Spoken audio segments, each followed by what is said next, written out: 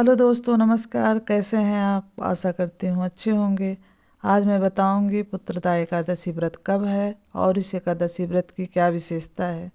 तो दोस्तों, इससे पहले आप लोग मेरे चैनल को लाइक और सब्सक्राइब कर दीजिए और कमेंट ज़रूर करिए, क्योंकि अभी यह मेरा चैनल नया है।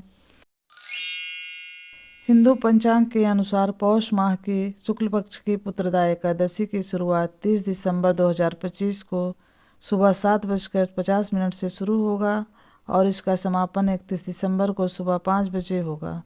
ऐसे में पुत्रदा एकादशी का व्रत 30 दिसंबर को ही मनाया जाएगा और पारण करने का समय 31 दिसंबर को दोपहर में 1:46 से 3:51 के बीच किया जा सकता है।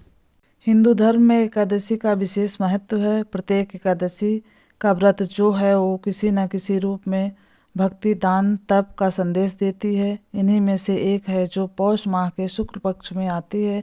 इस एकादशी व्रत को संतान प्राप्ति की कामना के लिए और संतान के कल्याण के लिए शुभ माना गया है।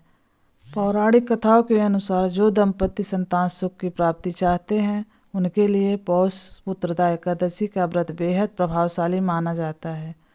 विष्णु पुराण और पद्म पुराण में इसका भी उल्लेख मिलता है। मान्यता है कि इस दिन भगवान विष्णु की पूजा करने से, व्रत रखने से, दान पुण्य करने से संतान सुख की प्राप्ति होती है और यदि संतान पहले से ही हो तो उसका स्वास्थ्य और जीवन सुखमय होता है। इस व्रत को करने वाले व्यक्ति को अपने मन, कर्म और वचन को शुद्ध रखना चाहिए। इस दिन भगवान विष्णु की पूजा उपासना करने से हर कष्ट दूर हो जाता है और घर में सुख, शांति, समृद्धि, सुख आती है।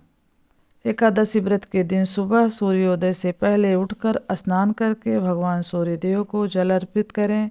उसके बाद अपने घर के मंदिर को साफ करके भगवान विष्णु को पीला वस्त्र, पीला फूल और फल चढ़ाना चाहिए और उसके बाद धूप, दीप, पंचमेवा, मिठाई, चरणामृत का प्रसाद बनाएं और फिर एकादशी व्रत की कथा का पाठ करें, विष्णु पुराण पढ़ें और एकादशी व्रत के दिन दान करने का विशेष महत्व बताया गया है।